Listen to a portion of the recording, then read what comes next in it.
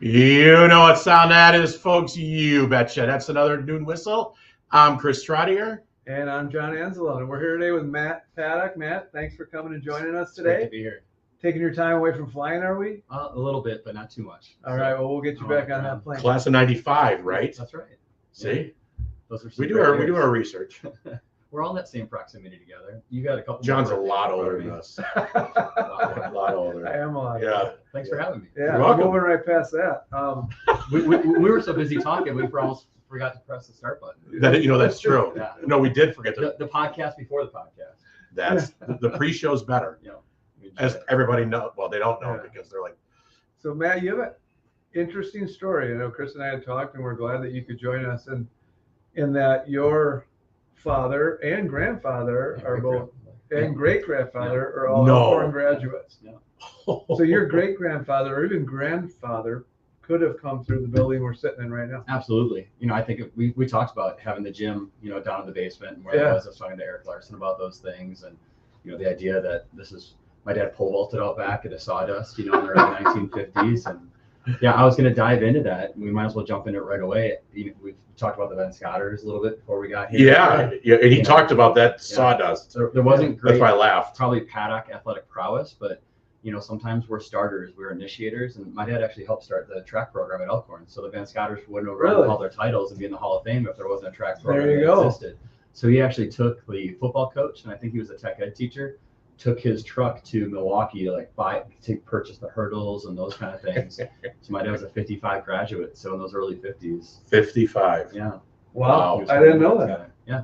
And then his father, so your great grandfather was Yeah. also a graduate. Yeah. So if I can go a couple layers back. So Let's keep going. Yeah, my great grandpa Earl Paddock came down from Augusta, Wisconsin in the late 1800s.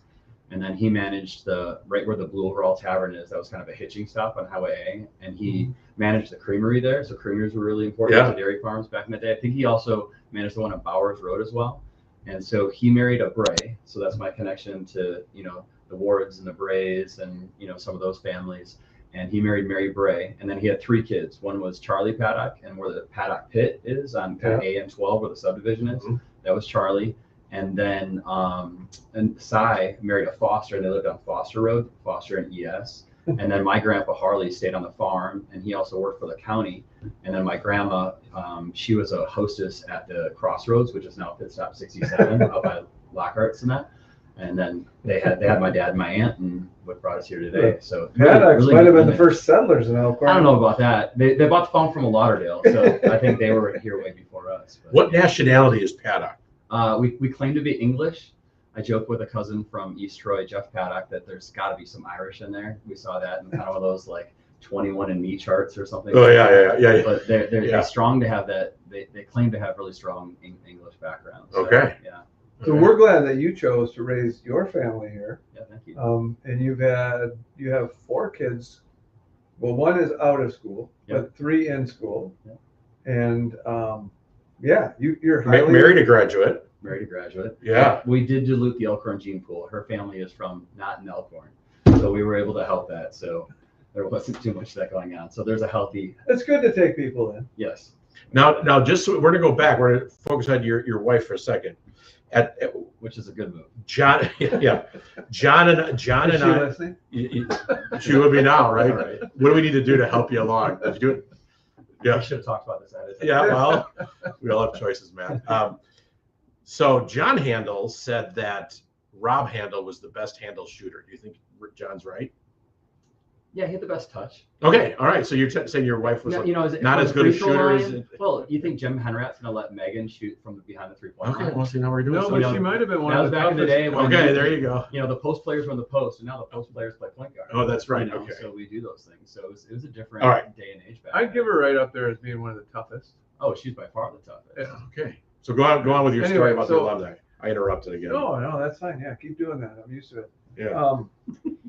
But yeah, you've helped with a lot of things, been involved in a lot of things along the way. And other than going to school in Florida and a short stint up in Appleton, you've been here and Yeah. you've seen a lot of things. I know we talked about that March of Times video, and Yeah. Well, even when you emailed me or texted me and you asked about what year I graduated, You know, I think I said I was finally released in 1995 after spending 4 years with Neil Thielicke and Randy Zelenka. You know, Thielicke was the AV teacher at the time, and obviously Randy is one of the all-time greats in Elkhorn as the choir teacher. Audio visual, that would be, Yeah. For all of us younger AV, generation. audio, Yeah, visual. we dated our, right? Our senior movie was the E-Team. We took the A-Team, but we Dude. made it into the E-Team. That's I obviously super was cool. Murdoch, and we actually flew in the movie. So Really? I knocked out Matt Melvitz, and he was B.A. Baracus. He was, you know, Mr. T. Another good fit. And we had to knock him out and put him in the Did he have the airplane. chains too? Yeah, he had some chains and the overalls, and there was some really good fight scenes. If you're into previous, if you're not Generation X, none of this makes sense Can to we you. post this on the Noon Whistle Correct. sometime? Can we give it a link? I'll get it on YouTube. Absolutely. Pretty good. Yeah, Yeah. Jerry Nettesheim was the henchman. He was the bad guy in the show, and it was really, really So good. who, talking about teachers and coaches and stuff like that, who would be your top two? Gosh, People that like were It's impactful impossible. to you. It's so hard to say. Top You know, four. Gosh, top 10, top 20. If you don't want to, how about what did all of them share? Yeah.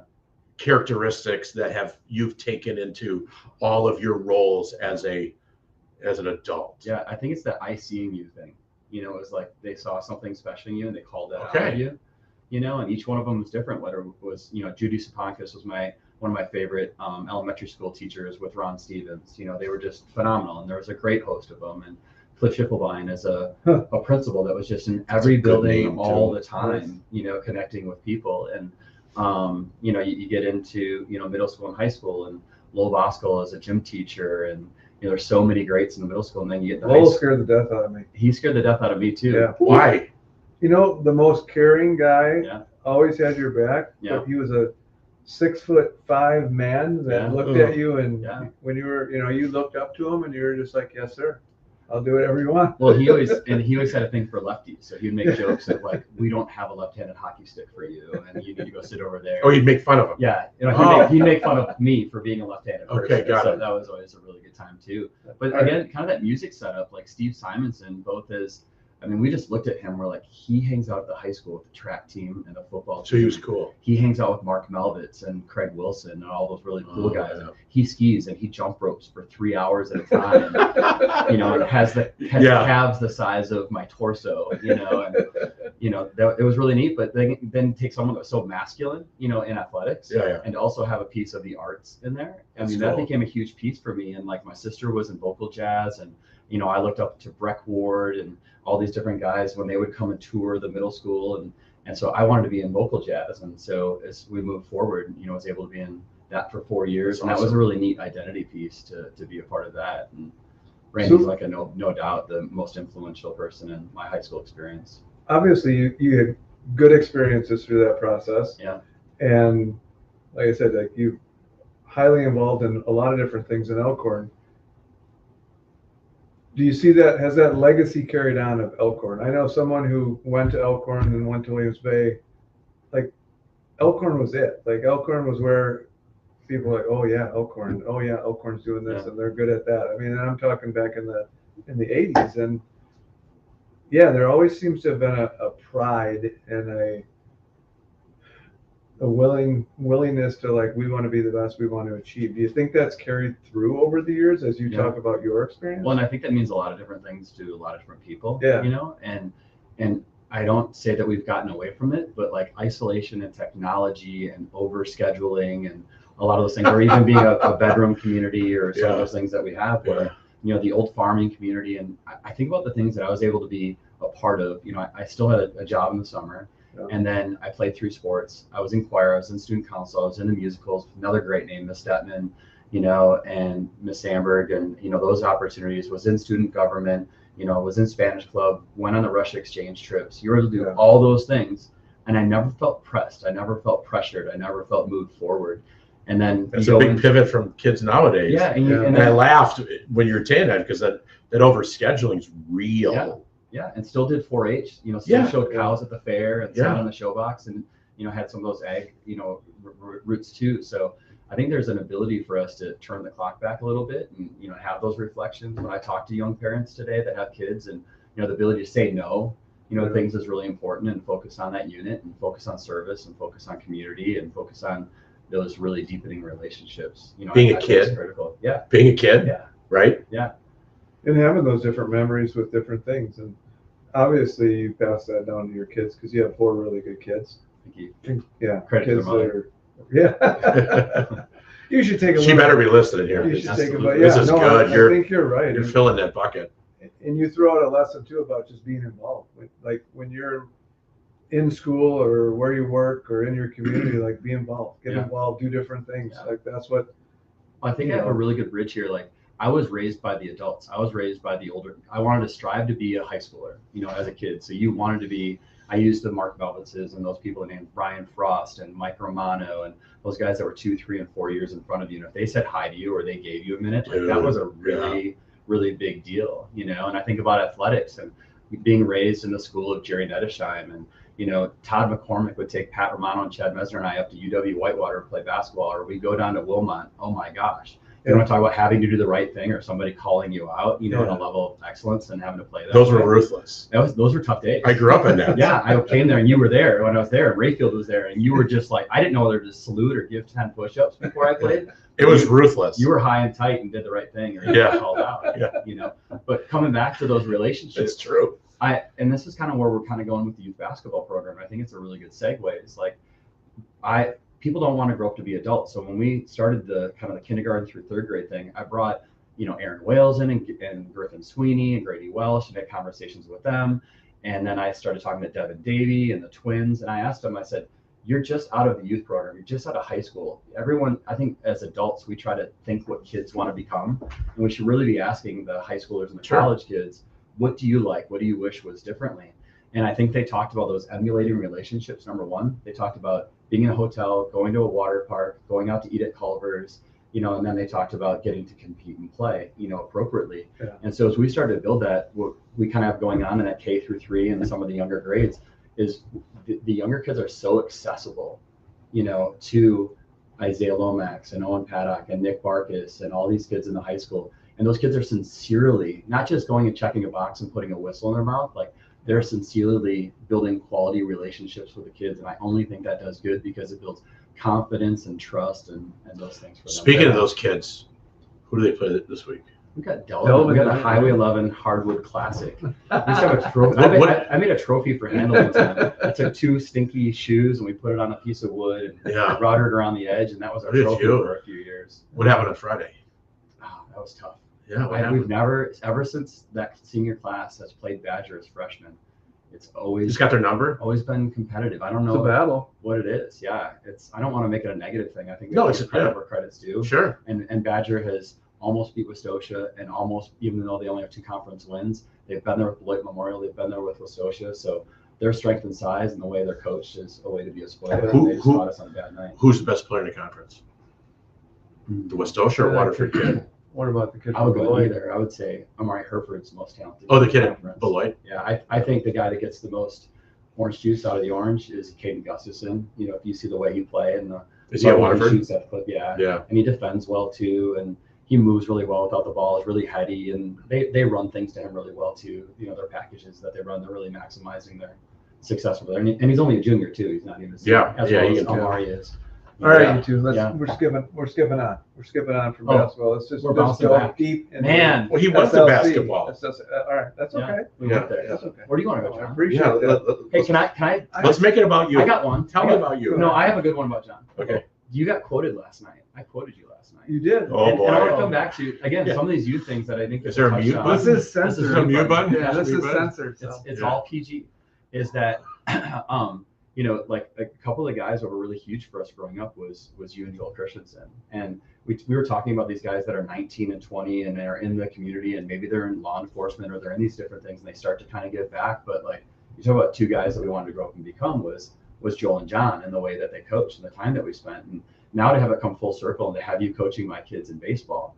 And one of the things you just said this to me a couple of years ago is we were talking about how do you hold kids accountable and the things that you say, not to call them out, but to call them up. And so last night we were working through just some relationship things and trying to encourage, one of our athletes and helping our kids encourage them as well. And one of the lines that came up was yours. And I even gave you credit for it. I said, Coach Anselm, just so you know, was you're way too important to the success of this team to allow you to keep acting that way or playing that way. And it's just such a great line, it's such a positive, negative, positive line. And so you had. Well, thank you. Yeah, I wish I would have thought your of that. leadership was ringing out. Do you want to I- stop the show right now? I Like end on that note? Mic drop. But, Yeah. Yeah, really, really good. I took that from someone else, but thank you. We all do, Thank though. you. We all do. We all do, right? Yeah. Without people, we don't have anything. But But isn't it neat when those lines, like when It I is tell, cool. tell my kids all the time, like, I'm not looking for excuses. I'm looking for behavior modification. Randy's like that. You can hate me now and thank me later. yeah, That I know that's not fair. The fair is over there, Jerry and Nedishine. I'm seriously, we're coming to all of these quotes from these people that make these, impactful things we're happen. products of the things we took in and the people that Yeah. took time with us, right? And mentored us and Yeah. taught us about character and Yeah, being a good absolutely. person and all that stuff. But yeah, well, I just before we get done, I wanted What to number are we like, at? where is Matt at now? Like you're There we go. raising your You kids, got a few minutes. got Yeah. one out of the house, you're a pilot. Yep. What other kind of things are Yeah. you doing? So my let's see, Reed, as we talked a little about, he's finishing basic training. We got his first letter from him this Oh, you week, did? which Where's is he good. at? He's on at Lackland Air Force Base in San Antonio, Texas. So he spent a year getting his flight ratings, and then he went to Madison College to get some credits underneath him. Joined the Air National Guard in Madison. Nice. So he's doing basic training. Goes to tech school. He's going to be in airfield management. So he's going to be managing the airfield, and when the airplane's going to take off, like that ATC, air traffic control, and managing the snowplows and the lawnmowers, and Okay. that type of operations going to be his. Yeah. So and then he's going to go to school at UW and living with the Forrester brothers and with Caleb Grieving next year. So that's kind of his plan there. Nice. Owen's a senior, Luke's a junior. What will you do in Madison?